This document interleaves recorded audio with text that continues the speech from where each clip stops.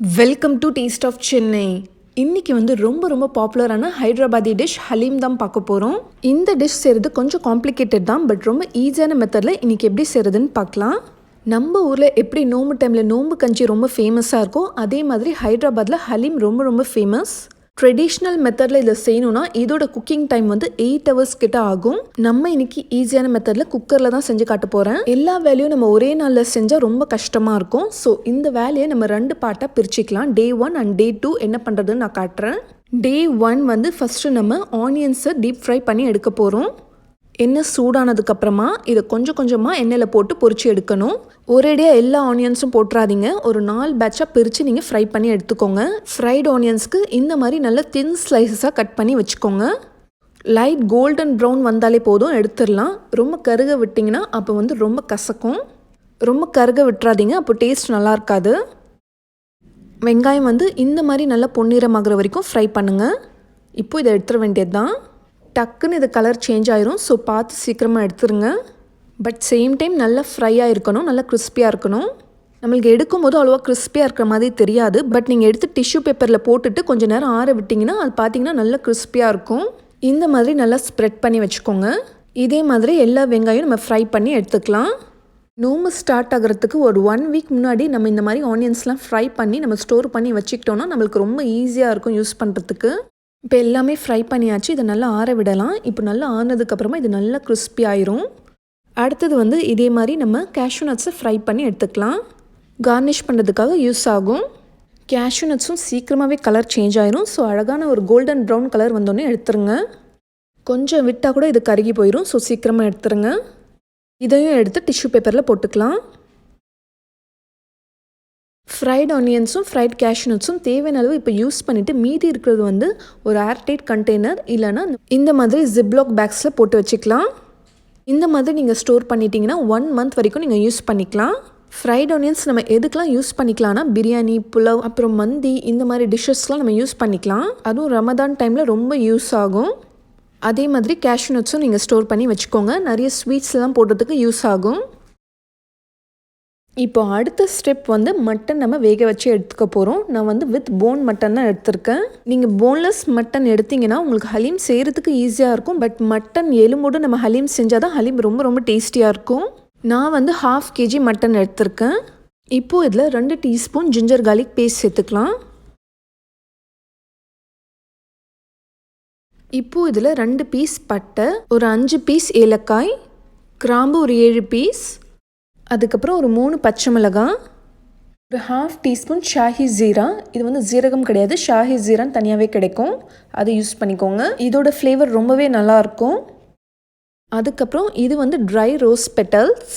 இந்த rose petals எல்லா super மார்க்கெட்ஸ்லையும் இங்கே கிடைக்கிது. இல்லைன்னா நீங்கள் ஸ்கிப் பண்ணிடுங்க. பட் ஃப்ளேவர் ரொம்ப நல்லாயிருக்கும். இப்போ இது எல்லாத்தையும் இதில் சேர்த்துடலாம்.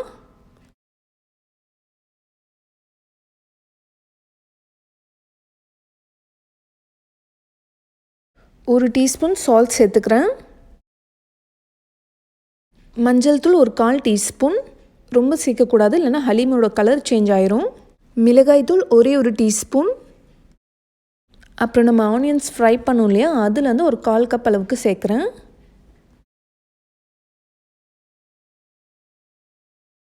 இப்போ இது எல்லாத்தையும் நல்லா மிக்ஸ் பண்ணிக்கலாம்.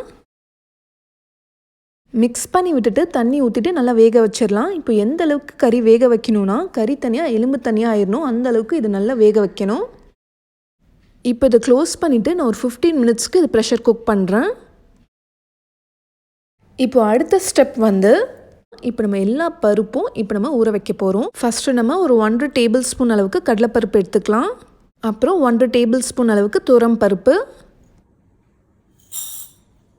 அப்புறம் 1 tablespoon அளவுக்கு பாசிப்பருப்பு, அப்புறம் ஒரு 1 tablespoon அளவுக்கு மசூர் தால். மசூர் தால் இல்லைன்னா ஸ்கிப் பண்ணிடுங்க. அப்புறம் 2 tablespoon அளவுக்கு உரத் தால், அதாவது உளுந்து. இப்போ இந்த எல்லா பருப்பையும் நல்லா வாஷ் பண்ணிவிட்டு இப்போ தண்ணி ஊற்றி ஓவர் நைட் நம்ம ஊற வைக்க போகிறோம்.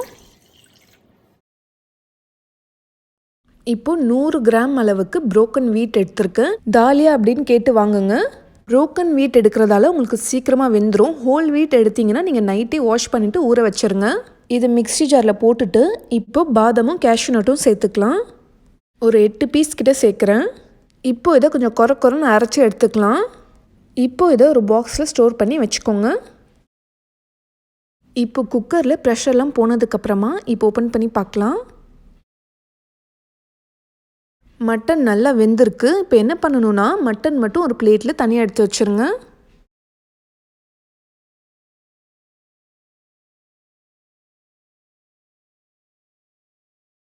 இப்போ எல்லா மட்டன் பீசஸும் நம்ம எடுத்தாச்சு. இதில் நம்ம போட்ட கரம் மசாலாவையும் எடுத்துடலாம். இப்போ பாருங்கள், மட்டன் பீசஸும் கரம் மசாலாவையும் எடுத்தாச்சு.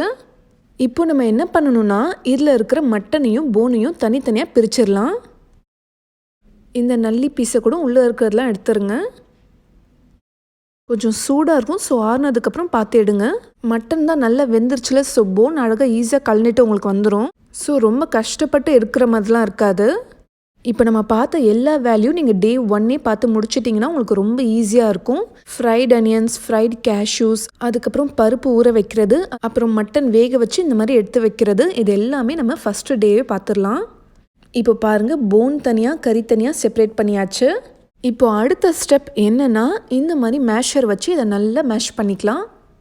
ரொம்ப கஷ்டமாக இருக்குது மேஷ் பண்ணுறதுக்கு அப்படின்னா நீங்கள் மிக்சியில் லைட்டாக பல்ஸ் பண்ணி எடுத்துக்கோங்க. இப்போ பாருங்கள், இது நல்லா மேஷ் பண்ணியாச்சு.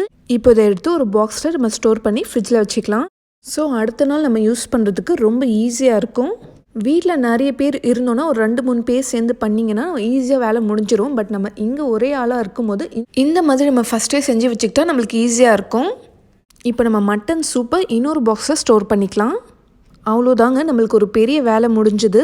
இப்போ இந்த சூப்லாம் நல்லா ஆனதுக்கப்புறமா க்ளோஸ் பண்ணிவிட்டு இப்போ இதை நம்ம ஃப்ரிட்ஜில் எடுத்து வச்சுக்கலாம். ஸோ அடுத்த நாள் டே 2 நம்ம என்னென்ன பண்ண போகிறோம்னு பார்க்கலாம். இப்போ நான் அடுத்த நாள் மார்னிங் இப்போ செய்கிறேன். இப்போ ப்ரெஷர் குக்கரில் 2 டேபிள் ஸ்பூன் நெய் ஊற்றிக்கோங்க. நெய் சூடானதுக்கப்புறமா இப்போ நம்ம அரைச்சி வச்சுருக்க இந்த கோரஸ் பவுடரை இதில் சேர்த்துக்கோங்க. இதை சேர்த்துட்டு ஒரு 30 செகண்ட்ஸ்க்கு நம்ம ரோஸ்ட் பண்ணிக்கலாம். நீங்கள் சப்போஸ் பாதாமும் கேஷ்யூ நட்டும் சேர்க்காமல் செய்கிறதா இருந்தால் நீங்கள் ப்ரோக்கன் வீட்டை அப்படியே அரைக்காமல் சேர்த்துக்கோங்க. நம்ம ஊற வச்சுருக்கோம் இல்லையா தால், அது கூட நீங்கள் பவுட்ரு பண்ணி இதில் சேர்த்துக்கலாம். பட் நான் அப்படியே தான் சேர்க்க போகிறேன். நீங்கள் பவுட்ரு பண்ணி சேர்க்குறதா இருந்தால் ப்ரெஷர் குக் பண்ண வேணால் நம்ம அப்படியே தண்ணி ஊற்றி வேக வச்சுக்கலாம். லோ ஃப்ளேமில் வச்சு இதை ரோஸ்ட் பண்ணுங்கள், ஏன்னா சீக்கிரமாக இது வந்து தீஞ்சு போயிடும்.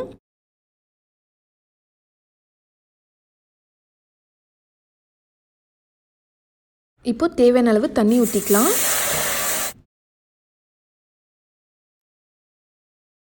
இப்போ நம்ம பருப்பு ஊற வச்சோம் இல்லையா, அதையும் இதில் சேர்த்துக்கோங்க. இப்போ மிக்ஸ் பண்ணி விட்டுட்டு ஒரு 4-5 விசிலுக்கு இதை வேக விடலாம். கொஞ்சமாக ட்ரை ரோஸ் பெட்டல்ஸும் இதில் சேர்த்துக்கிறேன். இப்போது இதை லோ ஃப்ளேமில் வச்சு ப்ரெஷர் குக் பண்ணுங்கள். ஏன்னா நம்ம ப்ரோக்கன் வீட்லாம் பவுடர் பண்ணி சேர்த்ததால் கீழே அடி பிடிக்கிறதுக்கு சான்சஸ் இருக்குது. இப்போ ப்ரெஷர்லாம் போனதுக்கப்புறமா ஓப்பன் பண்ணி பார்க்கலாம். இப்போ என்ன பண்ணணும்னா இது நல்லா ஆறுனதுக்கப்புறமா இப்போ மிக்ஸி ஜாரில் போட்டு நல்லா நம்ம பிளெண்ட் பண்ணிக்கலாம். நான் வந்து ஹேண்ட் பிளெண்டர் யூஸ் பண்ணியிருக்கேன். இப்போ நம்ம மேஷ் பண்ணி வச்சுருக்க மட்டனை இதில் சேர்த்துக்கலாம். இப்போ மேஷர் யூஸ் பண்ணி இதை நல்லா மேஷ் பண்ணி விட்டுக்கோங்க. உங்களால் மேஷ் பண்ண முடியலன்னா கஷ்டமாக இருந்துச்சுன்னா இப்போ நம்ம தால்லாம் மிக்சியில் அரைச்சோம் இல்லையா, அதே டைமில் மிக்ஸி ஜாரில் போட்டு இந்த மட்டனையும் போட்டு அரைச்சி எடுத்துக்கோங்க. இந்த மாதிரி மேஷ் பண்ணி விட விட ஹலீமில் வந்து எலாஸ்டிசிட்டி ஃபார்ம் ஆகும். நான் ஒரு 10 to 15 மினிட்ஸ் இதை நல்லா மேஷ் பண்ணி எடுத்துக்கிட்டேன். இப்போ திரும்ப நம்ம ஸ்டவ் ஆன் பண்ணி விட்டுட்டு இப்போ நம்ம 1/2 கப் அளவுக்கு புதினாவும் கொத்தமல்லியும் சேர்த்துக்கலாம். அடுத்தது நம்ம ஃப்ரை பண்ணி வச்சுருக்க அந்த ஃப்ரைட் ஆனியன்ஸ் ஒரு 1/4 கப் அளவுக்கு சேர்க்குறேன். இப்போ இதை நல்லா மிக்ஸ் பண்ணி விட்டுக்கலாம்.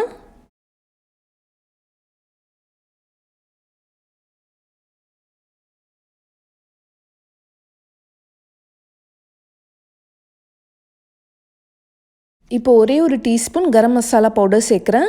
இப்போ இதை நல்லா மிக்ஸ் பண்ணி விட்டுக்கலாம். கரம் மசாலாலே கபாப் சீனின்னு ஒரு கரம் மசாலா இருக்குது. அது வந்து நீங்கள் இதில் சேர்த்திங்கன்னா ரொம்ப டேஸ்டியாக இருக்கும். அது ஹலீம்க்கு கண்டிப்பாக சேர்க்கணும். பட் எனக்கு அது கிடைக்கல. இங்கிலீஷில் வந்து டெய்ல்ட் பெப்பர் அப்படின்னு சொல்லுவாங்க. இங்கே நான் எல்லா சூப்பர் மார்க்கெட்ஸையும் தேடிட்டேன். எனக்கு யூஏயில் எங்கேயுமே கிடைக்கல. இங்கே எங்கே கிடைக்கும் யாருக்காச்சும் தெரிஞ்சிச்சுன்னா எனக்கு சொல்லுங்கள். நான் லாஸ்ட் இயர் வெக்கேஷன் போனப்போ ஊரில் கூட நான் தேடி பார்த்தேன். அப்போ கூட எனக்கு கிடைக்கல. மேபி அது ஹைதராபாத்தில் தான் கிடைக்கும்னு நினைக்கிறேன். இப்போ அடுத்தது வந்து நம்ம மட்டன் சூப் எடுத்து வச்சுருந்தோம் இல்லையா, இப்போ அதை சேர்த்துக்கலாம். மட்டன் சூப்பை சேர்க்க மறந்துடாதீங்க, ஏன்னா எல்லா ஃப்ளேவரும் இதில் தான் இருக்குது. இப்போ இதை நல்லா மிக்ஸ் பண்ணி விட்டுட்டே இருங்க. இது நல்லா திக்காகிற வரைக்கும் இதை நல்லா மிக்ஸ் பண்ணணும். இப்போ தேவையான அளவு உப்பு சேர்த்துக்கலாம். ஏற்கனவே நம்ம மட்டன் வேக வைக்கும்போது கொஞ்சம் உப்பு சேர்த்துருந்தோம். இப்போ கொஞ்சம் சேர்த்துருக்கேன். ஸோ டேஸ்ட் பண்ணி பார்த்துட்டு நீங்கள் சேர்த்துக்கோங்க. இப்போ இதை நல்லா மிக்ஸ் பண்ணி விட்டுக்கோங்க. லாஸ்ட் இயர் நம்ம நோம்பு டைமில் ஹரிஸ் செஞ்சுருந்தோம். அதே மாதிரி தான் இதுவும். பட் ஹரிஸில் வந்து அவ்வளோவா மசாலா கிடையாது. பட் ஹலீமில் வந்து கொஞ்சம் நம்ம ஸ்பைசஸ்லாம் சேர்த்துருக்கோம். அரபிக் ஸ்டைல் ஹரிஸ் அதுவும் ரொம்ப நல்லாயிருக்கும். அந்த ரெசிபியோட லிங்க் வந்து நான் டிஸ்கிரிப்ஷன் பாக்ஸில் கொடுக்குறேன். நீங்கள் செக் பண்ணி பார்த்துக்கோங்க. இப்போ 3 டேபிள் ஸ்பூன் அளவுக்கு பியூர் கீ சேர்க்குறேன். ஹலீமுக்கு பியூர் கீ சேர்த்தா தான் டேஸ்ட் ரொம்ப நல்லாயிருக்கும். இப்போ இதை நல்லா மிக்ஸ் பண்ணி விட்டுக்கலாம். இப்போவே பார்க்க ரொம்ப யம்மியாக இருக்குல்ல. ஹலீம் இன்னும் கொஞ்சம் திக்காகணும். அது வரைக்கும் வெயிட் பண்ணுங்கள். ஹலீம் ட்ரெடிஷ்னலாக பார்த்தீங்கன்னா ஸ்லோ ஃபயரில் வச்சு தான் குக் பண்ணுவாங்க. ஸோ ரொம்ப டைம் எடுக்கும் இது குக் ஆகிறதுக்கு. ஒரு 15 to 20 மினிட்ஸ்க்கு அப்புறம் எனக்கு இந்த மாதிரி கிடச்சிது. இதோட கன்சிஸ்டன்சி பார்த்தீங்கன்னா நல்ல நூல் மாதிரி ஃபார்ம் ஆகும். அது வரைக்கும் இதை நல்லா மேஷ் பண்ணி விட்டுட்டே இருங்க. இந்த மாதிரி இருக்கணும். இந்த மாதிரி நல்லா திக்காக இருக்கணும். இது அப்படியே தான் நம்ம சாப்பிட போகிறோம். இது ஒன்றும் சைட் டிஷ் கிடையாது. ரொம்ப யம்மியாக இருக்குது பார்க்க. என்னாலே வெயிட் பண்ண முடியல எப்போ டேஸ்ட் பண்ண போகிறேன்ட்டு இருக்கு. ஸோ இந்த மாதிரி கன்சிஸ்டன்சி வந்ததும் இப்போ இதை சுவிட்ச் ஆஃப் பண்ணிடலாம். நான் இன்றைக்கி செஞ்ச குவான்டிட்டி வந்து ஒரு 4 பேர் வரைக்கும் சாப்பிட்லாம். இது இஃப்தார் டைமில் நீங்கள் சாப்பிட்டிங்கன்னா வயிறு நல்லா ஃபில்லிங்காக இருக்கும். ரொம்ப ஹெல்த்தியானது கூட. இவ்வளோ கஷ்டமான ரெசிபியாக இருக்கேன்னு நினைக்காதீங்க. இந்த மாதிரி கஷ்டப்பட்டு செஞ்சால் தான் நம்ம ரொம்ப டேஸ்டியாக சாப்பிட முடியும். பட் வர்த் ட்ரைங்னு நான் சொல்வேன். இப்போ இதை சர்வ் பண்ணிடலாம். இப்போ கார்னிஷிங்காக இதுக்கு மேலே நம்ம பியூர் கீ போட்டுக்கலாம். கீ நிறைய போட்டால் தான் நல்லா டேஸ்டியாக இருக்கும். இப்போது இதுக்கு மேலே நம்ம எடுத்து வச்சுருக்க ஃப்ரைட் ஆனியன்ஸ் சேர்த்துக்கலாம். நம்ம ஹலீம் சாப்பிடும்போது இந்த ஃப்ரைட் ஆனியன்ஸ்லாம் கடிப்படும் போது ரொம்ப ரொம்ப டேஸ்டியாக இருக்கும். ஸோ எவ்வளோ ஃப்ரைட் ஆனியன்ஸ் போட்டாலுமே நல்லா தான் இருக்கும். இப்போது இதுக்கு மேலே கொஞ்சமாக மல்லித்தழை உங்களுக்கு எப்படி பிடிக்குதோ அந்த மாதிரி கார்னிஷ் பண்ணிக்கோங்க. அப்புறம் இதுக்கு மேலே கொஞ்சமாக லெமன் ஜூஸ், அப்புறம் நம்ம ஃப்ரை பண்ணி வச்சுருக்க கேஷ்யூ நட்ஸ். இப்போ ரொம்ப ரொம்ப டேஸ்டியான ரொம்ப ஹெல்த்தியான ஃபேமஸ் ஹைதராபாதி ஹலீம் ரெடி ஆயிடுச்சு. இப்போ இதை நான் ரொம்ப என்ஜாய் பண்ணி சாப்பிட போகிறேன். சூப்பர் டெலிஷியஸான ஒரு இஃப்தார் ரெசிபி. கண்டிப்பாக நீங்களும் ட்ரை பண்ணி பாருங்கள். கண்டிப்பாக உங்கள் ஃபேமிலியில் எல்லாருக்குமே ரொம்ப பிடிக்கும். ட்ரை பண்ணிங்கன்னா மறக்காமல் ஃபோட்டோஸை எங்களோட இமெயில் ஐடி இல்லைனா இன்ஸ்டாகிராம் ஃபேஸ்புக் அக்கௌண்ட்டுக்கு சென்ட் பண்ணி வைங்க. இந்த வீடியோ உங்களுக்கு எல்லாருக்குமே ரொம்ப பிடிச்சிருக்கும்னு நம்புறேன். ஸோ பிடிச்சிருந்தா லைக் பண்ணுங்கள். மற்றவங்களும் பார்க்கணும்னு நினச்சிங்கன்னா உங்களோட ஃப்ரெண்ட்ஸ் அண்ட் ஃபேமிலிக்கும் ஷேர் பண்ணிக்கோங்க. இந்த மாதிரி நிறைய இன்ட்ரெஸ்டிங் இஃப்தார் ரெசிபிஸ் நம்ம சேனலில் வரப்போகுது. ஸோ அதெல்லாம் மிஸ் பண்ணாமல் பார்த்துட்டே இருக்கணும்னா நம்ம சேனல் டேஸ்ட் ஆஃப் சென்னையை மறக்காமல் சப்ஸ்கிரைப் பண்ணுங்கள். நாளைக்கும் இதே மாதிரி வேறொரு இன்ட்ரெஸ்டிங்கான வீடியோவில் சந்திக்கிறேன். தேங்க்யூ ஸோ மச் ஃபார் வாட்சிங்.